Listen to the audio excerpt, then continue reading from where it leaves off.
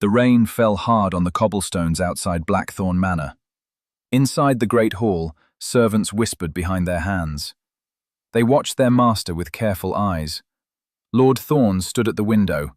His face was like carved stone, cold, unmoving. His dark hair fell across his forehead, but he did not brush it away. His hands were clasped behind his back. His jaw was tight. "The beggars are gathering again, my lord," said Mrs. Henshaw, the head housekeeper. Her voice was soft, worried. Thorne did not turn around. "How many?" "Nearly 40 this time, more than last week." His fingers twitched, just once. It was the only sign that he had heard her at all. "Prepare the usual," he said. His voice was low and rough, like gravel scraping against metal. Mrs. Henshaw hesitated. She twisted her apron in her hands. "My lord, forgive me, but the staff are concerned. Every Friday for 3 years now. The cost is—" "I did not ask for your opinion on cost." Thorne's words were sharp as broken glass. The housekeeper flinched. She bowed her head and hurried from the room. Her footsteps echoed down the long hallway. Thorne remained at the window. His reflection stared back at him in the rain-streaked glass. Dark eyes, hard mouth, the face of a man who had forgotten how to smile. But inside his chest, his heart beat faster. Friday. It was Friday again. Another chance, another hope that this time, this week, she would be among them. The woman with the violet eyes. 3 years earlier, the world had been different. Thorne had been different. He had been 25 then, young, proud. The new Lord of Blackthorn after his father's sudden death. The estate was vast, the responsibilities were crushing, but Thorne had shoulders broad enough to carry them. He had ridden into the village one spring morning. The sun was bright, the air smelled of apple blossoms and fresh bread. He had business with the magistrate, papers to sign, deeds to transfer. But he never made it to the magistrate's office. In the town square, a crowd had gathered. Angry voices rose into the air like smoke. Thorne had pulled his horse to a stop. His hand moved to the sword at his side. "Thief!" someone shouted. "She stole from the baker! Hang her! No mercy for thieves!" Thorne pushed through the crowd. His height and title made people step aside. In the center of the circle stood a young woman. She was thin, too thin. Her dress was patched and faded. Her dark hair hung in tangled waves around her face. But when she lifted her head, Thorne felt the air leave his lungs. Her eyes were violet. Not blue, not purple. Violet. Like the wild flowers that grew in the forest after rain. They blazed with fury and fear and something else. Something wild and untamed. "I did not steal," she said. Her voice was clear, strong, even though her hands were bound in front of her. "I paid for the bread. He is the liar, not me." The baker was a fat man with a red face. He waved a stick in the air. "She lies! She came into my shop and took a whole loaf without a penny." "I gave you my mother's ring," the woman said, her chin lifted higher. "It was silver, worth far more than your stale bread." "I saw no ring." The crowd pressed closer. Hands reached out. Someone threw a stone. It struck the woman's shoulder. She gasped, but did not cry out. Thorne moved without thinking. He stepped between the woman and the mob. His hand went to his sword. The metal sang as he drew it halfway from its sheath. "Enough," he said. The crowd fell silent. They knew him, Lord Thorne, master of Blackthorn Manor. His word was law in this village. The baker's face turned even redder. "My lord, this woman is a thief. The law demands—" "The law demands proof," Thorne interrupted. His eyes were cold. "Do you have witnesses? Anyone who saw her take the bread without payment?" The baker's mouth opened and closed. His eyes shifted to the crowd. No one spoke. Thorne turned to the woman. Up close, she was even more striking. Dirt smudged her cheek. A bruise darkened her jaw. but those violet eyes held his gaze without flinching. "Did you take the bread?" he asked quietly. "I paid for it," she said again. Her voice did not shake. "With my mother's ring, the only thing I had left of her." Something in her voice made Thorn's chest tighten. Grief. He knew that sound. He had heard it in his own voice when his father died. He turned back to the baker. "Search your shop. Look for the ring. If you find it, return it to her and give her the bread she paid for. If you do not find it, you will give her 3 loaves as compensation for your false accusation." The baker's face went purple. "My lord, Now." Thorn's voice was ice. The baker hurried away. The crowd began to murmur. Some looked angry. Others looked curious. They watched Thorn and the woman with hungry eyes. Thorn sheathed his sword. He pulled a knife from his belt and cut the ropes binding the woman's wrists. She rubbed her skin where the rope had burned. Her eyes never left his face. "Thank you," she said softly. "Do not thank me yet," Thorn replied. "If he finds no ring, you will still be accused." "He will not find it." Her voice was bitter. "He has already sold it or hidden it away."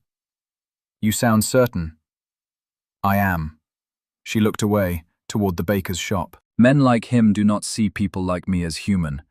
We are just things to be used or discarded." Thorn felt something twist in his stomach. Shame, perhaps.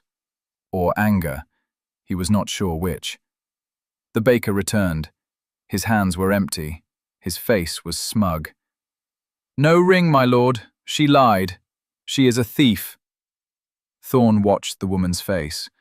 Her jaw tightened, her hands curled into fists. But her eyes did not fill with tears. They burned hotter, brighter. "Very well," Thorn said. He reached into his coat and pulled out a leather pouch. He counted out coins. Far more than 3 loaves of bread would cost. He handed them to the baker. "This is for the bread she took, and for 3 more loaves, and for your trouble."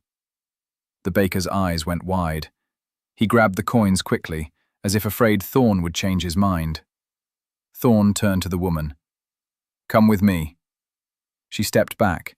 Suspicion filled her face. "Why?" "Because if you stay here, they will find another reason to hurt you." He held out his hand. "I am offering you safety, for today at least." She stared at his hand, then at his face. For a long moment she did not move. The crowd watched, whispered. Thorn felt their eyes like insects crawling on his skin. Then she placed her hand in his. Her fingers were cold, rough from work, but her grip was strong. Thorn helped her onto his horse. He mounted behind her. The crowd parted as they rode through. He felt her body tense against his. She sat stiffly, as if afraid to touch him. They rode in silence, away from the village, away from the angry voices and pointing fingers. The road wound through fields of green wheat and yellow flowers. Birds sang in the trees. The sun was warm on their backs. "Where are you taking me?" she asked finally. "To Blackthorn Manor." Thorn felt her stiffen even more. "You will be safe there. I will give you food, a place to sleep, and in the morning you can decide what you want to do." "And what do you want in return?" Her voice was sharp, guarded. Thorn was silent for a moment. "Nothing," he said at last. "I want nothing." She turned her head slightly. He could see the edge of her profile, the curve of her cheek, the dark sweep of her lashes. "Everyone wants something." "Perhaps." He guided the horse around a bend in the road. "But not today." At Blackthorn Manor, the servants stared as Thorn carried the woman inside. She had fallen asleep on the horse. Her head had drooped against his chest. Her breathing had become slow and even. He took her to a guest room. It was small but clean. The bed had fresh linens. The window looked out over the rose garden. He laid her down gently. She did not wake. Her face looked younger in sleep, softer, the hard lines of hunger and fear smoothed away. Mrs. Henshaw appeared in the doorway. Her eyes were wide. My lord? She needs food and water, Thorn said quietly, and a bath, clean clothes, see to it. Of course, my lord. But who is she? Thorn looked down at the sleeping woman. I do not know, he admitted. I did not ask her name.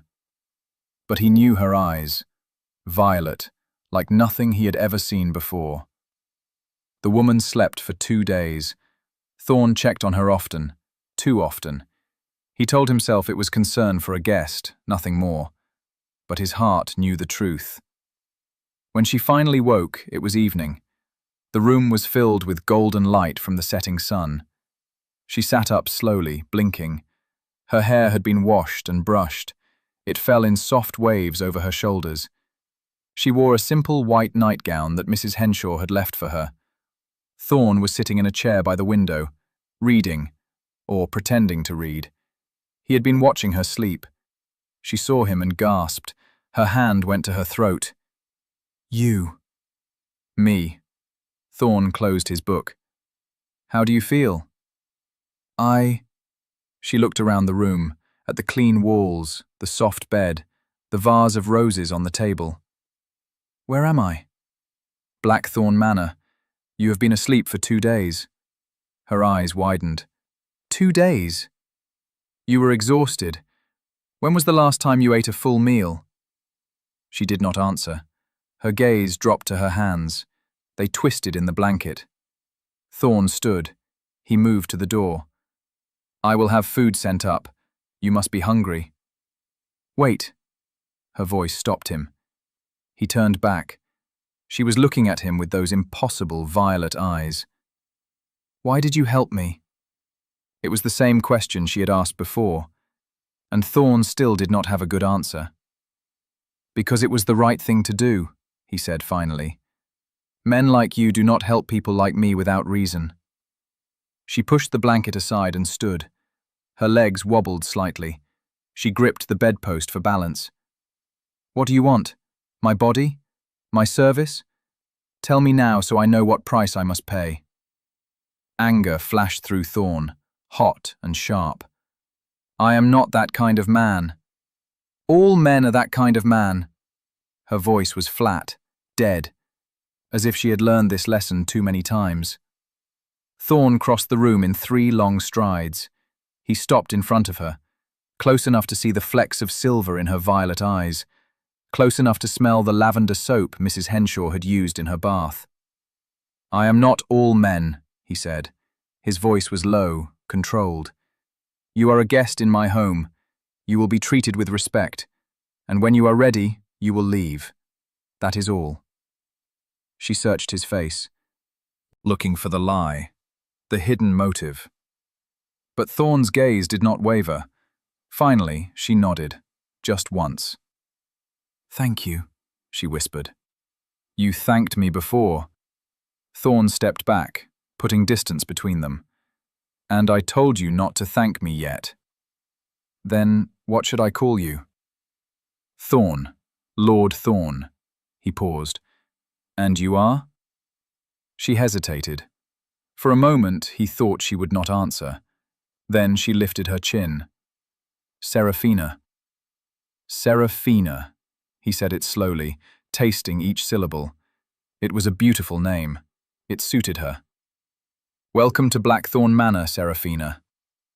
Seraphina stayed, not because Thorn asked her to, but because she had nowhere else to go.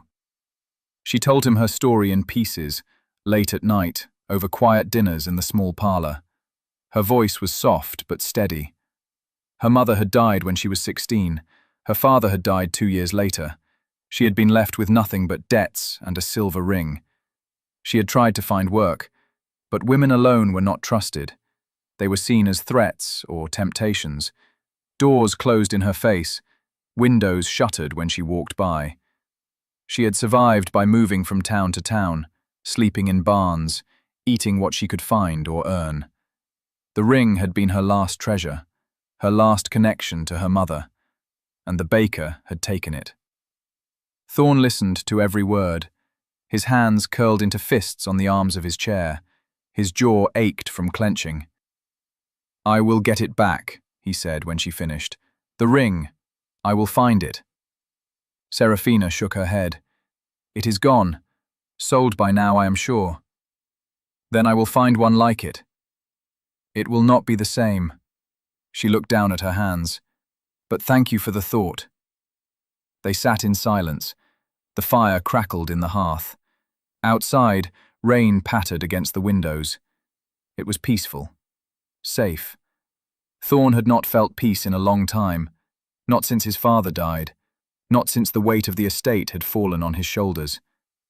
But with Serafina in the room, something inside him eased. Just a little. "What will you do?" he asked. "When you leave here?" "I do not know." She met his eyes. "Find work, I suppose. Move to another town. Try again. Or you could stay." The words were out before Thorn could stop them. He froze. Serafina's eyes widened. "Stay," she repeated. "Here, at Blackthorn. I could use another housekeeper, or a governess. I have no children yet, but—" He trailed off. His heart was beating too fast. "You would be safe here, fed, warm." "Why?" Serafina leaned forward. Her eyes searched his face. "Why would you do that for me?"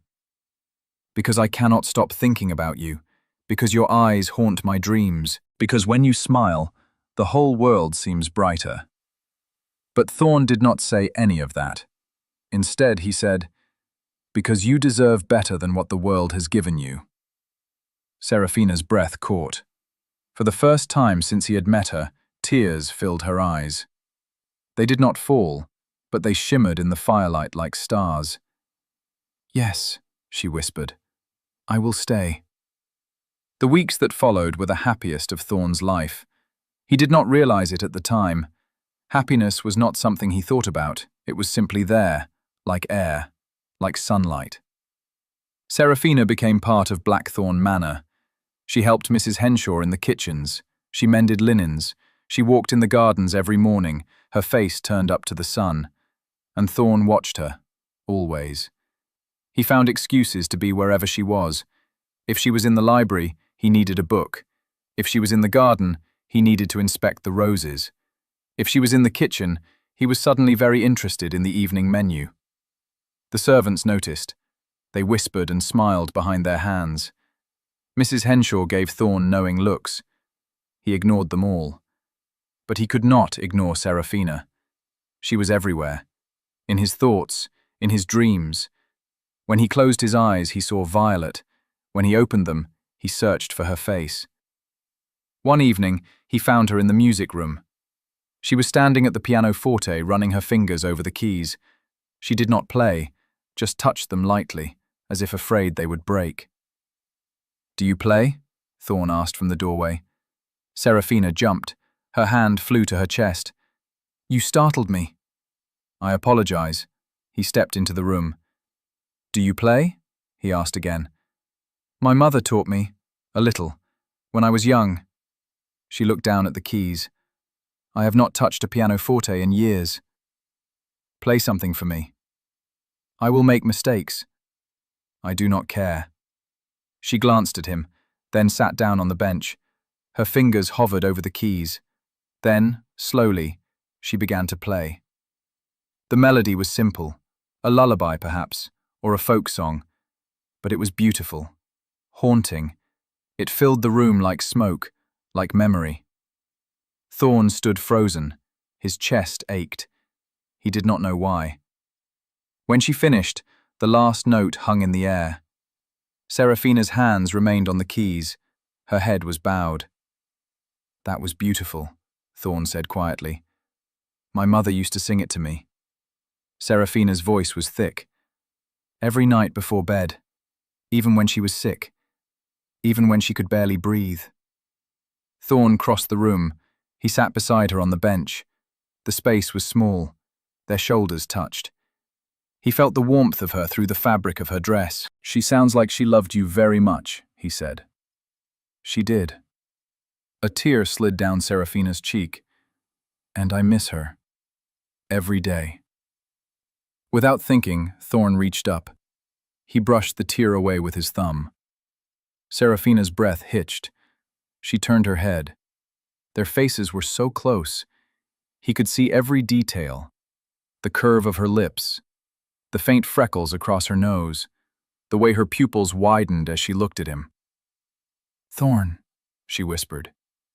He should have pulled away. He should have stood, left the room, maintained the proper distance between a lord and a guest. But he did not. Instead, he leaned closer. His hand moved from her cheek to cup the back of her neck. Her skin was soft, warm. She did not pull away. "Tell me to stop," he murmured, "and I will." Serafina's eyes searched his. Then she closed the distance between them. The kiss was soft, tentative, as if they were both afraid the other might disappear. Her lips were warm and tasted faintly of honey. Thorn felt his heart slam against his ribs. His hand tightened in her hair. She made a small sound, not quite a gasp, not quite a sigh. It went through him like lightning. When they finally pulled apart, they were both breathing hard. Serafina's cheeks were flushed. Her eyes were bright. "I should not have done that," Thorn said. But his hand was still in her hair, and he was already leaning in again. "No," Serafina agreed. "You should not have." She kissed him again. They tried to be careful, to hide what was growing between them. But the servants saw, the gardener saw, the stable boy saw, everyone saw. Thorn did not care. For the first time in his life, he felt truly alive. Serafina made him laugh. She challenged him. When he was too serious, she teased him. When he was too proud, she humbled him. And when they were alone, she kissed him until he forgot his own name. "I love you," he told her one night. They were in the garden, under the stars.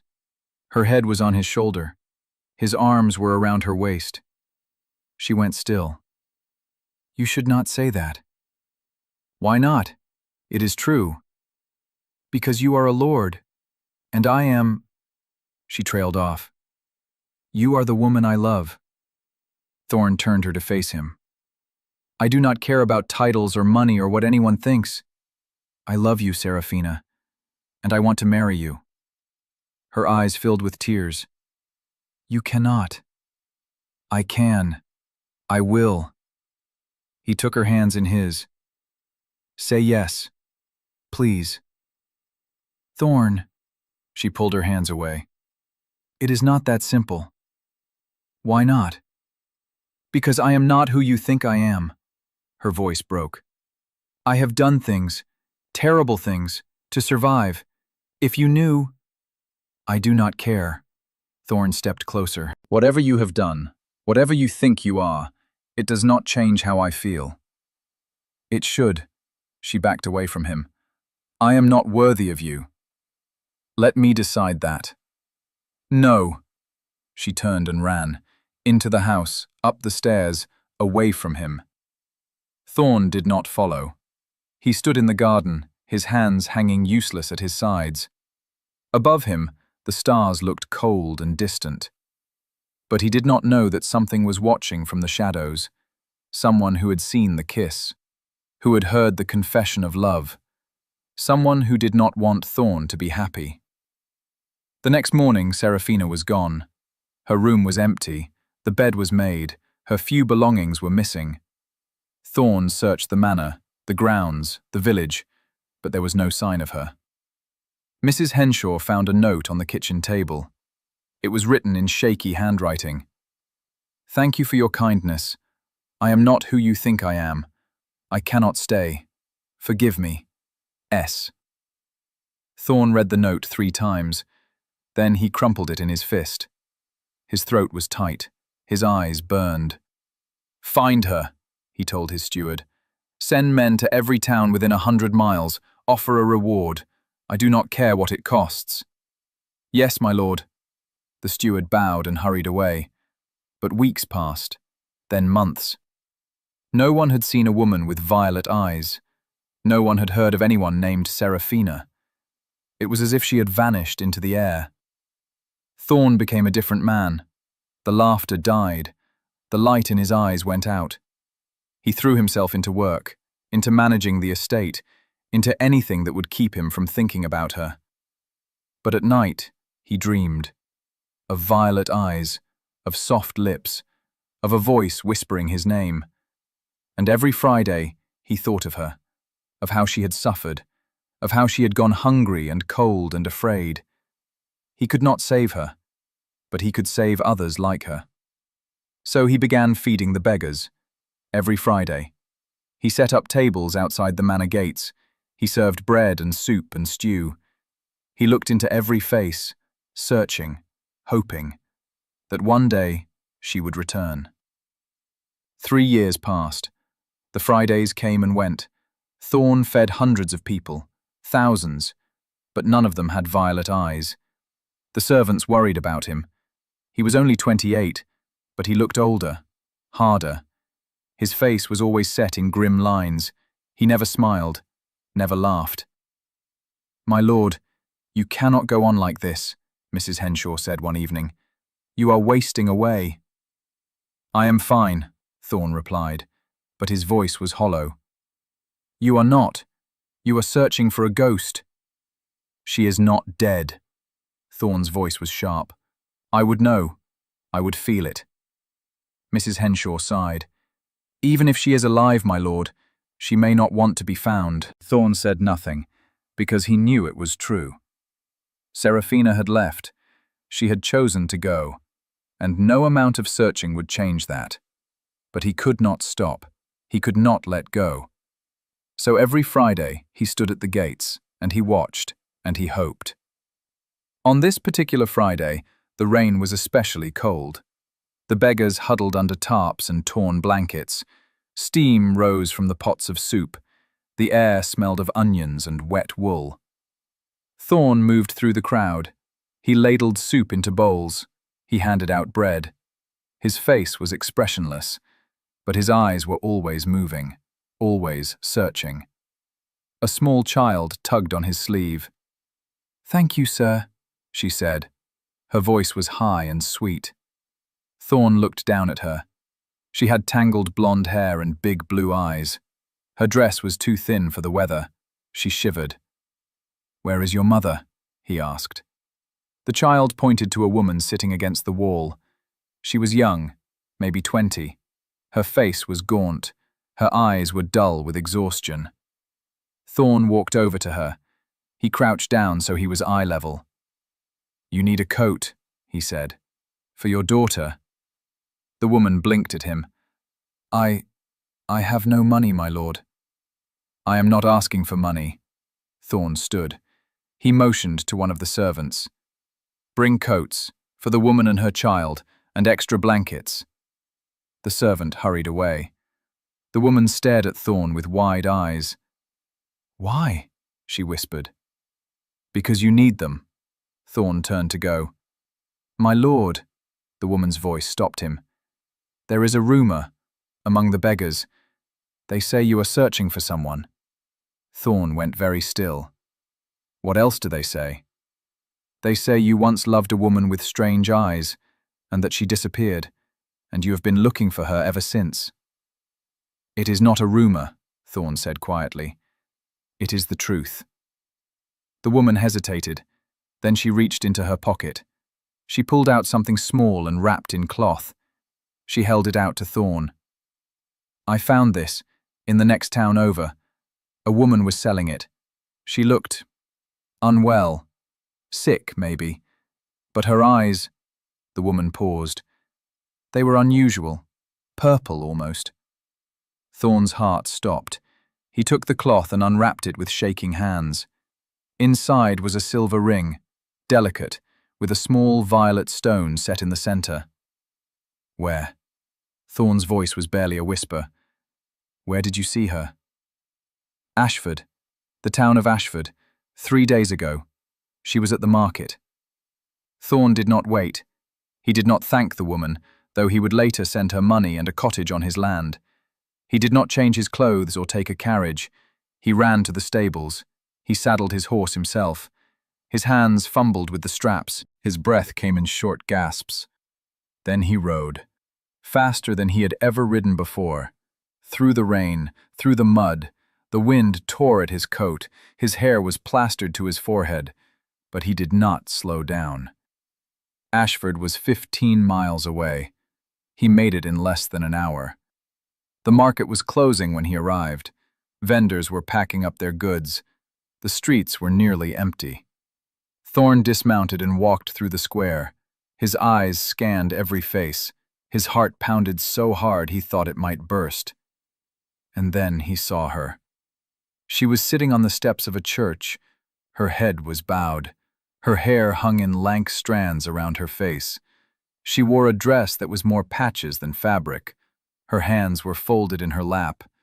But even from a distance, Thorne knew. It was her. Serafina. His voice was quiet, but she heard. Her head snapped up. Her eyes met his. They were still violet, still beautiful, but they were different now. Shadowed, haunted. Thorne. Her voice was a whisper, a ghost of what it had been. He crossed the square in long strides. He stopped in front of her. His chest was heaving. Rain dripped from his hair into his eyes. "You left," he said. "I had to." "Why?" Serafina looked away. "I told you. I am not who you think I am." "I do not care."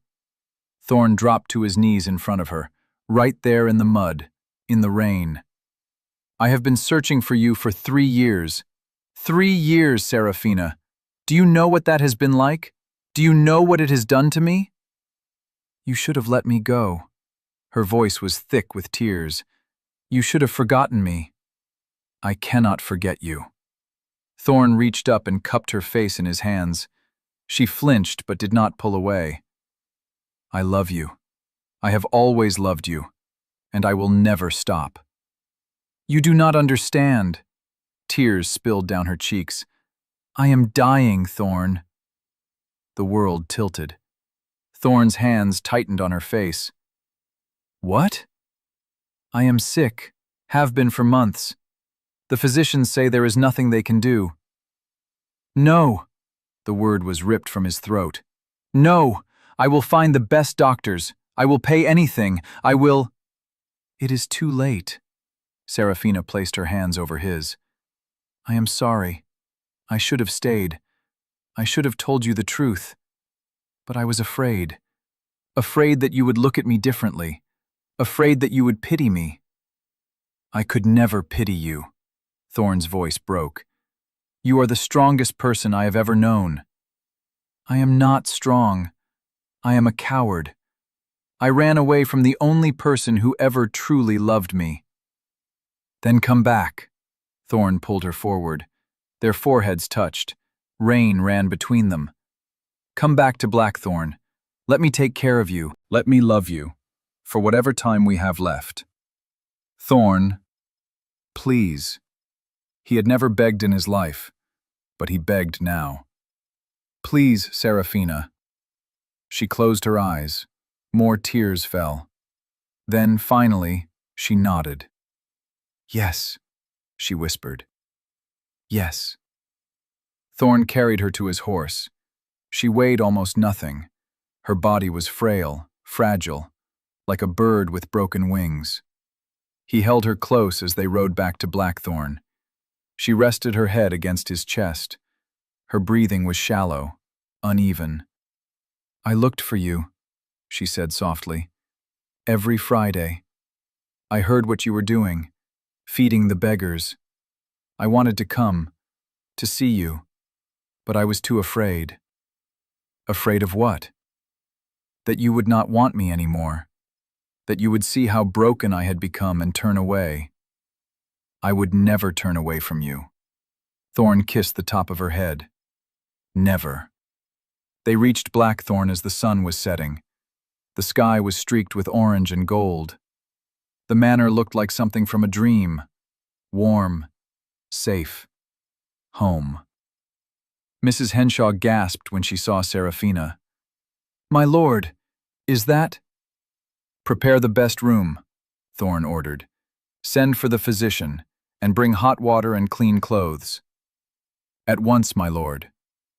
Thorn carried Seraphina upstairs, to his own chambers, the room with the largest bed and the warmest fire. He laid her down gently. She looked so small against the pillows. "This is your room," she said. "It is our room now." Thorn sat beside her. He took her hand. "I am not leaving you. Not ever again." Seraphina's eyes filled with fresh tears, but this time she smiled. It was a small smile, weak, but it was there. "I love you," she said. "I love you too." Thorn raised her hand to his lips. "More than anything." The physician came. He examined Seraphina while Thorn paced outside the door. His hands were clenched into fists. His jaw ached from grinding his teeth. When the physician finally emerged, his face was grave. "My lord, I must speak with you." "Tell me." Thorn's voice was hard. "All of it." "She has a fever of the lungs. It is advanced. Her body is very weak. She has not been eating properly, or sleeping. Can you help her?" The physician hesitated. "I can make her comfortable. I can give her medicines for the pain. But as for a cure," he shook his head. "I am sorry, my lord. She has months at best." Thorn felt the floor shift under his feet. Months. Perhaps less. It depends on how her body responds. "I am truly sorry." The physician left medicines and instructions. Then he departed. Thorn stood in the hallway for a long time, staring at nothing. Months. Weeks, maybe. After 3 years of searching, he had finally found her, and now he was going to lose her all over again. But when he walked back into the room, Seraphina was awake. She looked at him with those violet eyes, and she smiled. "Come here," she said. Thorn went to her. He sat on the edge of the bed. She took his hand and placed it over her heart. He could feel it beating, fast, fluttering. "I am here," she said. "Right now, with you. That is all that matters." "I want more time." Thorn's voice was rough. "I want years, decades." "We do not always get what we want." Seraphina reached up and touched his face. "But we have now, and I choose to spend every moment of it loving you." Thorn closed his eyes. "You are braver than I am." "No, I am just tired of running." The days that followed were strange, beautiful and terrible all at once. Seraphina grew stronger at first. The medicine helped. The food and rest helped. Color returned to her cheeks. She smiled more, laughed. Thorn spent every moment with her. He cancelled meetings, ignored correspondence. Nothing mattered except her. They walked in the gardens. She picked roses and tucked them into her hair. Thorn thought she looked like a fairy queen. They sat by the fire and read aloud to each other. Her voice was soft and musical. He could listen to it forever. They lay in bed and talked until dawn, about everything and nothing, about their childhoods, their fears, their dreams. "If I could have one wish," Seraphina said one night, "it would be to dance with you." "Then we will dance." Thorn stood and held out his hand. "Right now." "There is no music." "We do not need music." He pulled her to her feet. She laughed and swayed slightly. He steadied her. Then he placed one hand on her waist and took her hand in his. They moved slowly around the room. There was no rhythm, no beat, just the sound of their breathing and the crackle of the fire. Seraphina rested her head on his chest. "This is perfect," she whispered. "You are perfect." Thorn kissed her hair. "And I will love you until the stars fall from the sky." But the good days did not last. The fever returned, worse this time. Seraphina grew weaker. She spent more time in bed. She coughed until her whole body shook. Thorn sat beside her day and night. He held her hand. He wiped her forehead with cool cloths. He read to her even when she was too tired to respond. Mrs. Henshaw brought food, but Serafina could barely eat. The physician came every day. He shook his head gravely and left more medicines. "I am sorry," Serafina said one evening. Her voice was so faint Thorn had to lean close to hear. "I am sorry for leaving you, for wasting so much time. You have nothing to be sorry for." Thorn's throat was tight. "You came back. That is all that matters. Promise me something. Anything. When I am gone, do not stop living. Do not become a ghost again." She squeezed his hand weakly. "Find happiness. Fall in love again." "No." Thorn shook his head. "I will never love anyone the way I love you." "Thorn." "I mean it." He kissed her knuckles. "You are my only love. My always." Serafina smiled. It was the saddest smile Thorn had ever seen. "Then promise me you will keep feeding the beggars. Every Friday. Promise me you will help people the way you helped me." "I promise," Thorn whispered. Serafina died on a Friday morning. The sun was just rising. The sky was painted in shades of pink and gold. Thorn was holding her hand. He felt the moment her heartbeat slowed, stuttered, stopped. "No," he said. "No, no, no." But she was gone. Her eyes were closed. Her face was peaceful. She looked like she was sleeping. Thorn gathered her into his arms. He held her close. He rocked back and forth. And for the first time since he was a child, he wept. He wept for the years they had lost, for the future they would never have, for the emptiness that now filled his chest like a gaping wound. Mrs. Henshaw found him hours later, still holding Serafina, still rocking. "My lord," she said gently, "you must let her go." "I cannot." Thorn's voice was broken. "If I let her go, she is truly gone." "She is already gone, my lord, but her love remains. It will always remain." Slowly, carefully, Thorn laid Serafina back on the bed. He smoothed her hair. He kissed her forehead one last time. "I love you," he whispered. "I will always love you." They buried her in the garden, under the rose bushes. Thorn had a stone carved with her name and the dates of her too short life. He stood by the grave for days. He did not eat, did not sleep. He just stared at the stone and tried to understand how the world could continue without her in it. But then Friday came, and Thorn remembered his promise. He went to the gates. The beggars were already gathering, more than usual. Word had spread that the cruel lord was in mourning.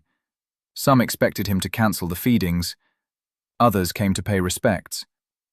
Thorn stood at the tables. He ladled soup. He handed out bread. His face was blank, emotionless. But inside, he was screaming. An old woman approached him.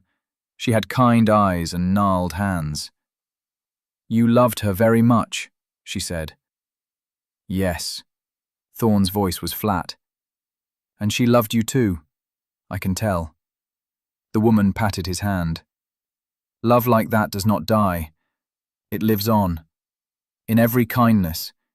In every act of mercy." Thorn looked down at the soup ladle in his hand, at the faces of the hungry people around him. Serafina had asked him to keep doing this, to keep helping. Not because he was searching for her anymore, but because it was right. Because it was what she would have wanted. "Thank you," he said to the old woman. She smiled and moved on. Weeks became months. Months became years. Thorn continued to feed the beggars every Friday. He never missed a week. Not once. People began to call him the cruel lord, because his face never softened, because he never smiled or laughed, because he seemed carved from ice. But they did not know the truth. They did not know about the woman with violet eyes, about the love that had burned so bright and so brief. They did not know that every Friday, Thorn was not just feeding the beggars, he was honoring a promise. He was keeping Serafina alive in the only way he knew how. And sometimes, on quiet mornings, he would walk to the garden, to the rose bushes, to the grave with her name. He would sit on the ground.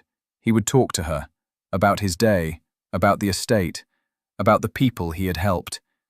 And in his heart, he believed she could hear him.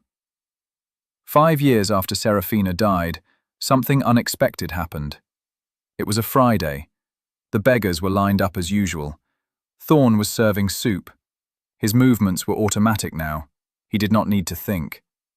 But then a young girl stepped forward. She could not have been more than 10. She had dark hair and big, serious eyes. "My lord," she said. Her voice was clear and polite. "My mother wanted me to give you this." She held out a folded piece of paper. Thorn took it. His hands were steady, but his heart beat faster. He unfolded the paper. Inside, written in shaky handwriting, were 4 words. "She waits for you." Thorn's breath caught. "Who gave you this?" "A woman." The girl pointed toward the road. "She said to tell you that love never dies. It only changes forms." Thorn looked in the direction the girl pointed, but there was no one there. Just the empty road and the trees swaying in the wind. "What did the woman look like?" he asked. The girl thought for a moment. "Pretty, with strange eyes, like purple flowers." The world seemed to stop. Thorn stared at the girl. "Purple?" "Yes, my lord," the girl nodded. "Like violets." Thorn's hands began to shake. "Where did she go?" "I do not know. She just disappeared." The girl looked uncertain. "Did I do something wrong, my lord?" "No." Thorn's voice was hoarse. "No, you did nothing wrong." He gave the girl extra bread and coins. Then he walked away. Past the tables, past the servants, into the garden, to the grave with the roses. He stood there for a long time, holding the note, reading it over and over. "She waits for you." It could have been a prank, a cruel joke, but Thorn did not think so, because deep in his chest, in the place where his heart used to beat only for Serafina, he felt something. Hope. That night, Thorn dreamed. He was in the garden. The roses were in full bloom. The air smelled sweet and green. And Serafina was there. She was standing under the trees. She wore a white dress that flowed around her like water. Her hair was loose and shining, and her eyes, those impossible, beautiful violet eyes, were bright with joy. "Thorn," she said. He ran to her. He tried to speak, but no words came out. She smiled and touched his face. "I told you," she said softly. "Love never dies." "I do not understand." Thorn's voice was thick. "You are gone. I buried you." "My body is gone, but I am still here." She placed her hand over his heart. "I will always be here." "I miss you." Tears streamed down his face. "I miss you so much." "I know, and I miss you too. But you must live, Thorn. You must live fully, for both of us." "I am trying." "I know, and I am so proud of you." She leaned up and kissed him. Her lips were warm, real. "But it is not time for you to join me yet. You have more to do, more people to help, more love to give." "I only want to love you." "And you do. You will always love me, but your heart is big enough for more." She stepped back. Her form began to fade. "When it is your time, I will be waiting. I promise." "Serafina." Thorn reached for her, but his hands passed through air. She was gone.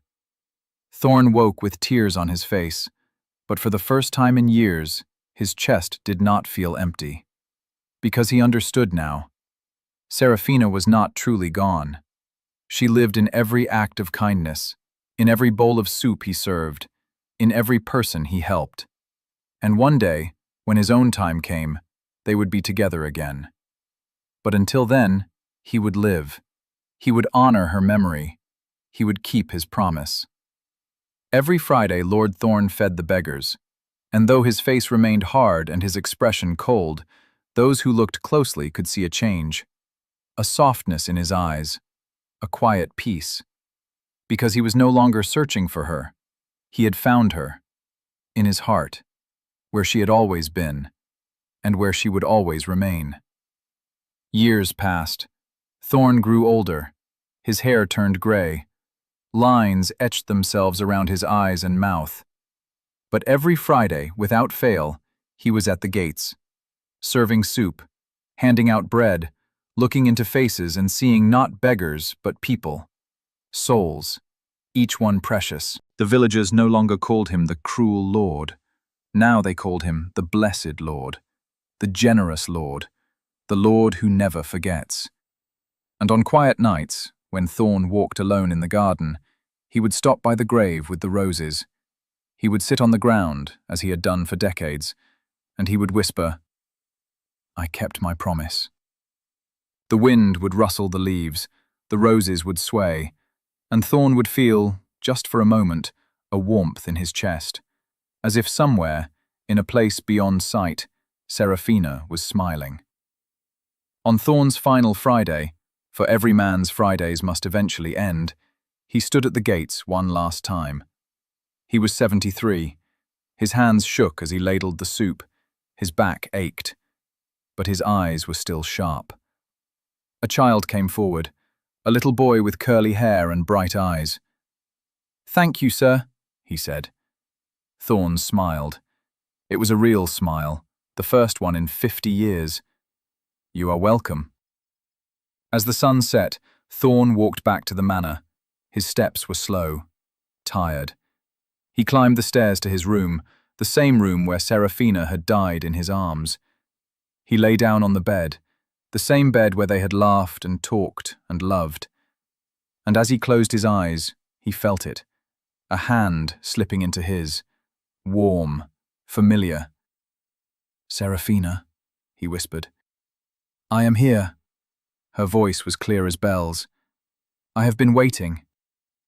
I kept my promise." "I know. You kept it beautifully." Thorne opened his eyes, but he was no longer in his room. He was in a garden filled with roses, and standing before him, young and whole and radiant, was Seraphina. Her violet eyes shone with tears of joy. "Welcome home," she said. Thorne stood. His back no longer ached, his hands no longer shook. He was young again, strong, and when he reached for her, she was solid, real. He pulled her into his arms, he buried his face in her hair, and he wept. But this time, they were tears of relief, of joy. "I love you," he said. "I love you too." She pulled back and cupped his face. "And now we have forever." They stood there, in the garden of roses, holding each other, two souls reunited at last. And somewhere, in the world they had left behind, the sun set on Blackthorn Manor. The servants found Lord Thorne lying peacefully in his bed, a smile on his face, his hand outstretched as if reaching for someone. The villagers mourned. They held a grand funeral. They spoke of his generosity, his kindness, the way he had fed the poor for over 50 years. But they did not know the whole truth. They did not know about the woman with violet eyes, about the love that had transcended death. They did not know that the cruel Lord had never been cruel at all. He had simply been a man searching for the one person who made him whole. And in the end, he had found her. Not in the lines of beggars, not in the faces of strangers, but in the place where all true love waits, beyond the veil, beyond time, in the garden where roses bloom forever and hearts never break. There, Thorne and Seraphina walked hand in hand, talking, laughing, dancing to music only they could hear. And they would walk that garden for all eternity, together. always. Because some loves are too strong to be broken, some promises are too sacred to be forgotten, and some lords, no matter how cruel they seem, are only cruel because they have loved too deeply and lost too much. But in the end, love always wins. Always.